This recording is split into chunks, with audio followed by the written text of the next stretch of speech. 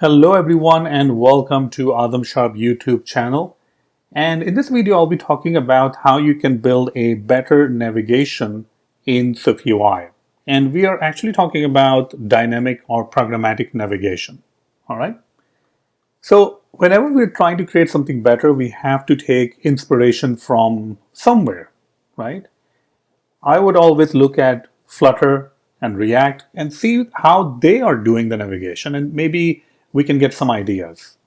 So if you search for React router or React browser router, you will come across something called a hook for useNavigate. Now, hook is basically just a function, and useNavigate is just the name of the hook. And if you see that how they are actually using it, it looks pretty nice. So looking at the code over here, now you may not understand this code, that's fine, but see how they're using this. Navigate, and then simply go to the path that you're trying to go, which is session timeout in this case. So can we build something like this? It looks really nice. Intuitive design, intuitive API. Can we build something like this so that our final output is this, or the usage is this? All right.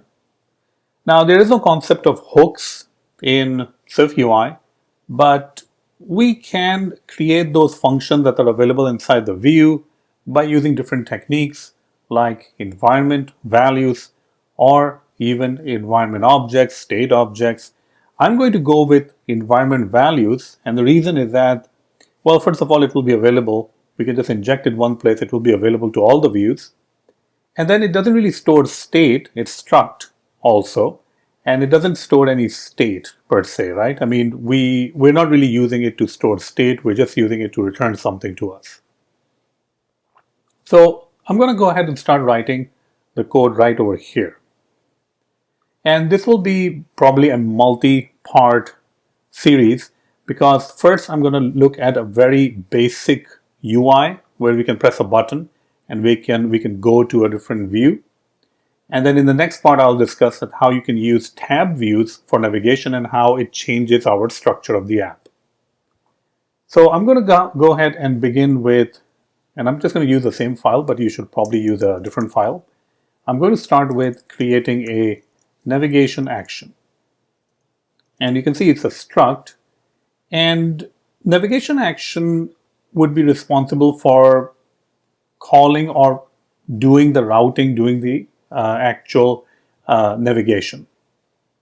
Now, in order to create our path, let's say if we look over here in the example, you can see that in React, they're using this path, right?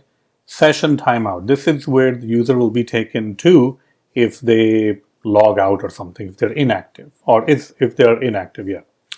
So how can we create this kind of a route? Now, instead of strings, we do have a much better choice. We can start using enums. So let's take a look at what enum I have to create to use that. So I'm just going to create an enum right here. I'll call it route, and I'll also call this a hashable enum. Now, you can have enum with like different things. Like, let's say if I'm building an application for some sort of a medical or doctor management system where you have a route for a patient and you also have a route for a doctor and then a staff and so on. So I can define these cases, doctor, patient, and all that. And I can say, okay, patient add, patient detail, or something like that.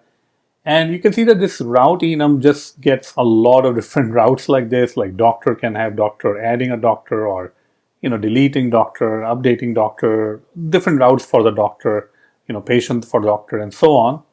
So another good way to organize this is, what we can do is we can use an enum for patient route and also for doctor route.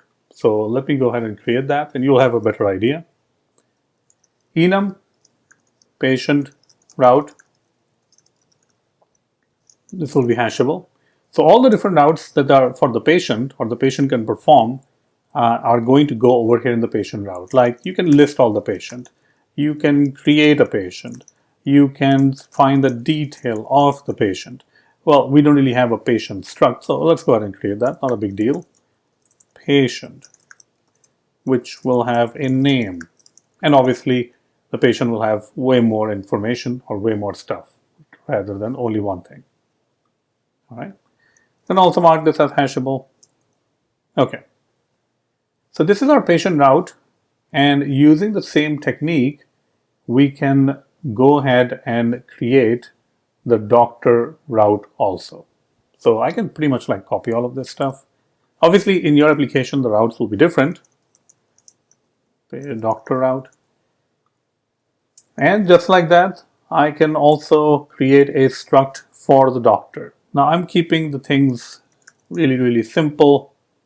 So this will be doctor and so on.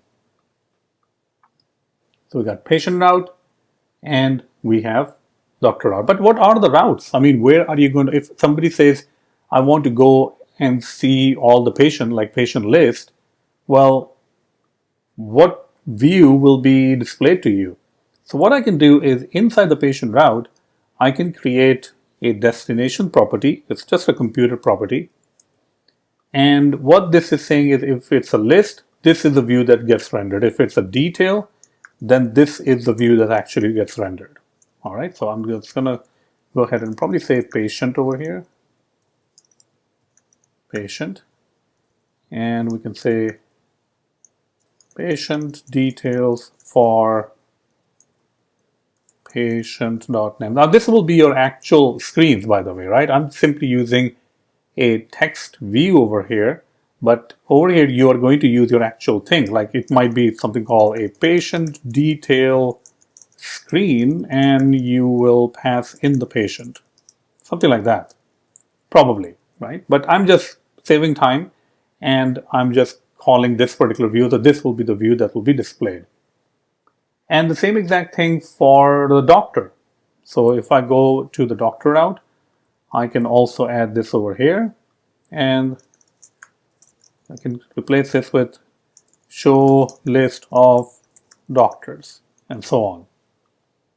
All right. So maybe some management staff is using this app and they can go to the doctor route, they can go to the patient route, they can create a patient, list the patient and all that stuff. And they can also do the same thing for doctor. Now, when we go back to our routes, we can simplify this a lot. We can actually go say patient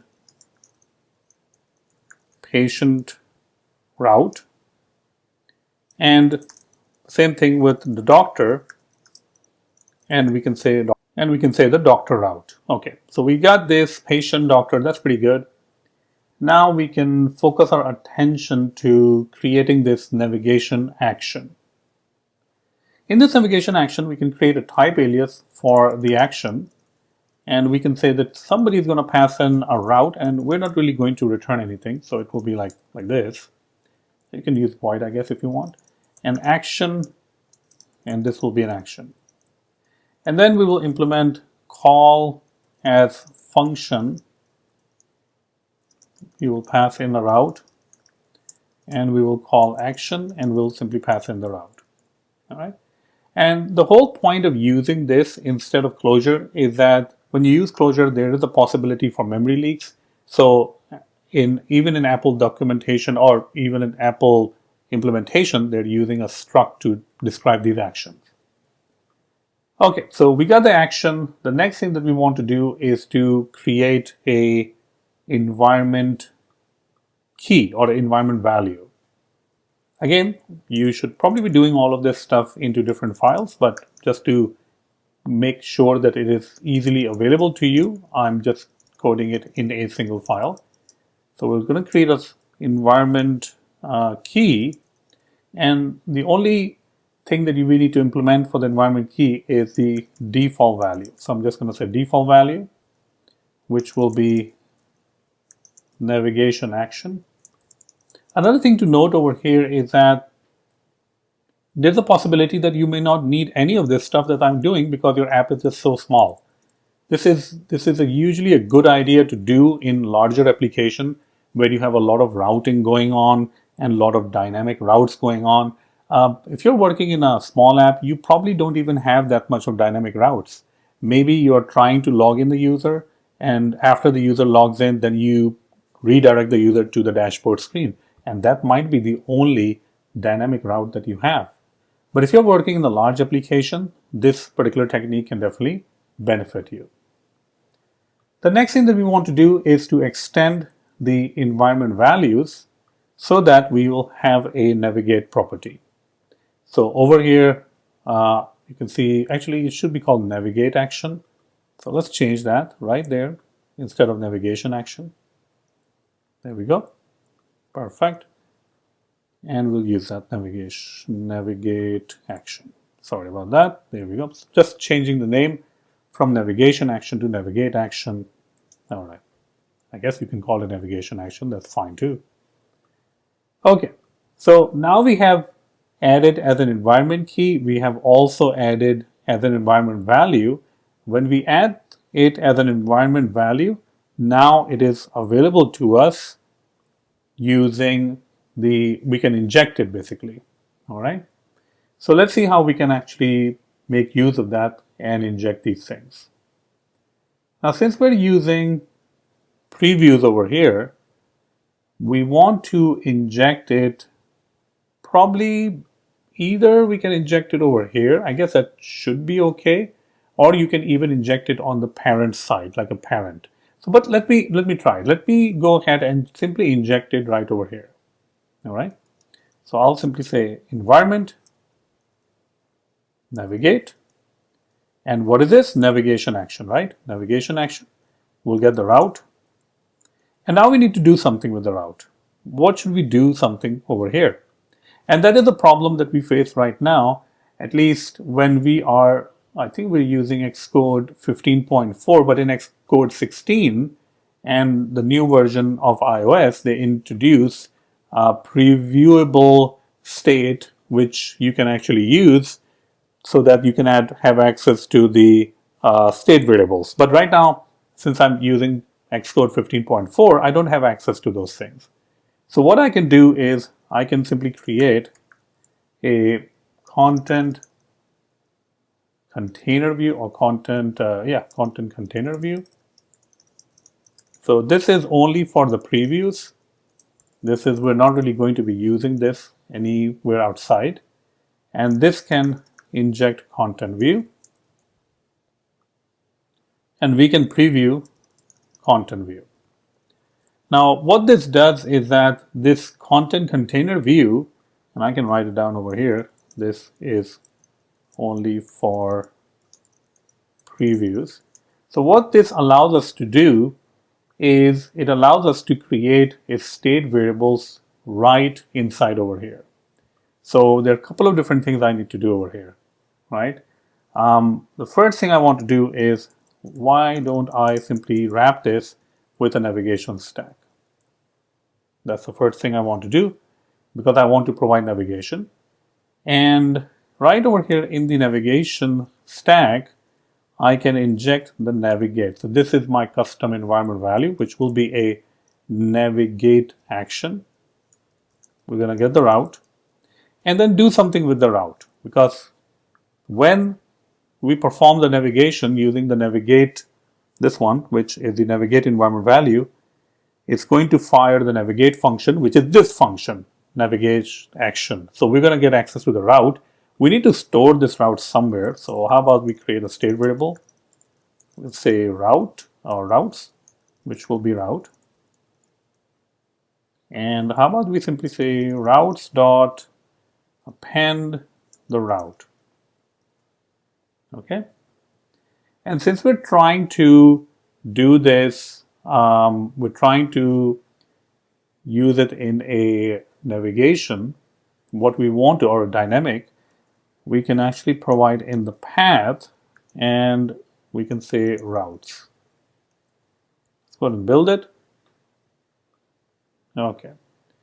Now, whenever we add this routes.app.append route, we can also call this will be called navigation destination for a particular hashable item. I guess that can be the route, and we'll get the route.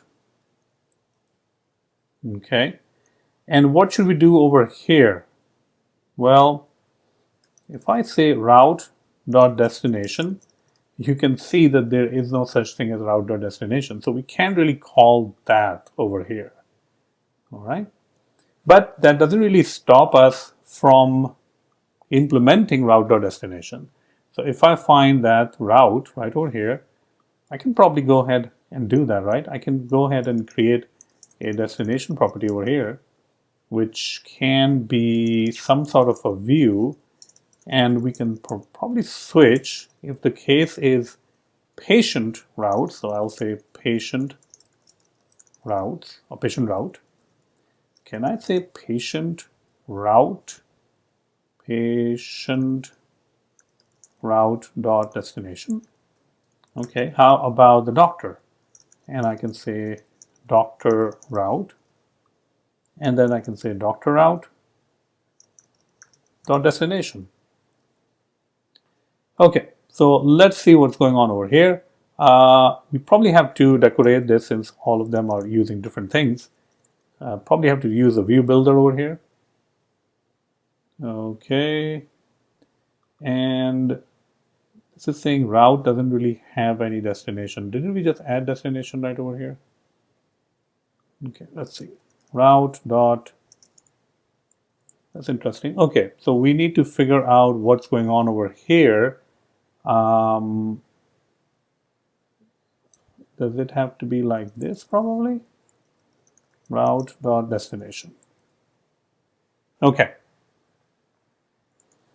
All right, so container view, content container view contains an array of routes, and whenever you use the navigate environment value, which we are not using right now, so we're going to be using it something like this, but whenever we are going to use that environment value, it's going to do that. It's going to add it to the routes.append, and that is going to trigger and fire navigation action, or navigation destination, which is going to return as a destination.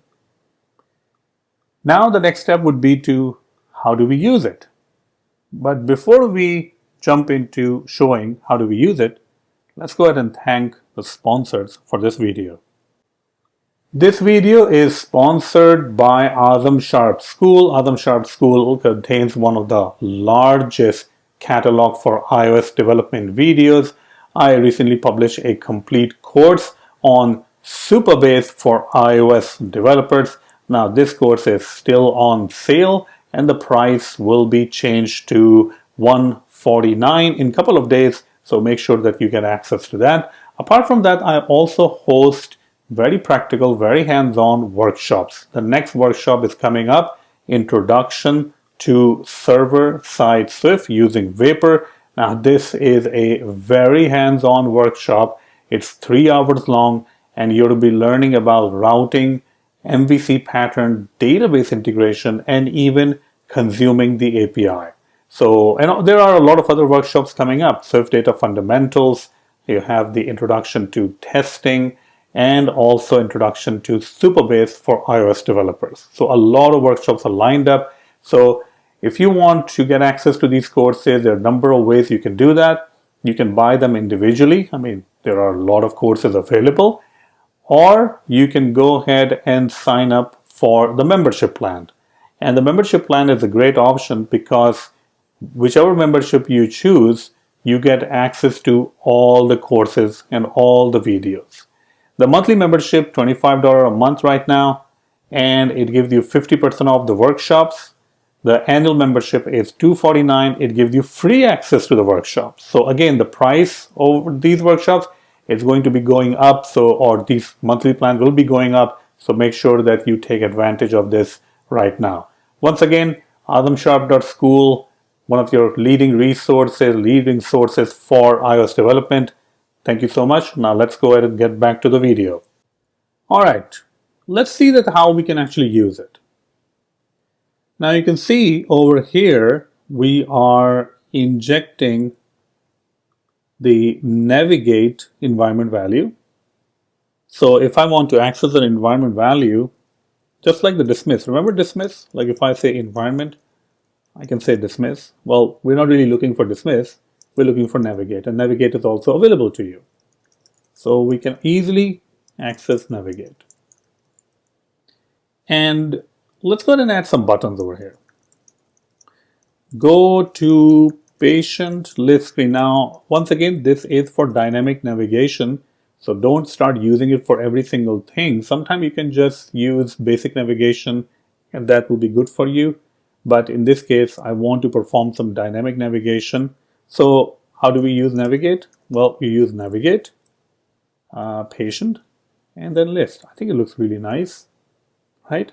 Let's see if it even works. So this is our content view. It's saying go to patient. And if I click on it, it doesn't work.